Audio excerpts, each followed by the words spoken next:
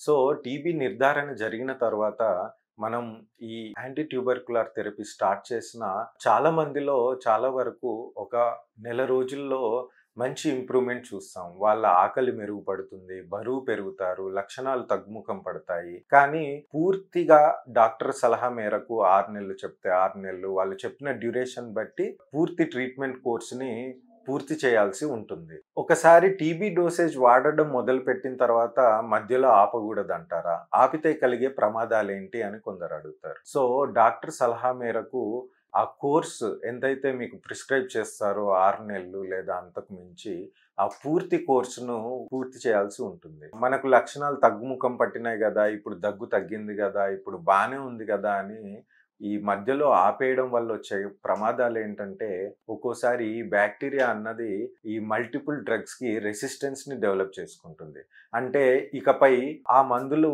ఆ బ్యాక్టీరియా మీద పనిచేసే అవకాశాలు గూడా తగ్గిపోతాయి. అలాంటప్పుడు multi drug resistant tuberculosis develop అవుతది. అది ఇంకా ప్రమాదకరమైన సిట్యుయేషన్. సో, ఆ స్థాయికి వెళ్ళకుండా డాక్టర్ సలహా మేరకు పూర్తి యాంటీ ట్యూబర్కులర్ కోర్స్ అన్నది వాడడము చాలా ప్రధానమైనది.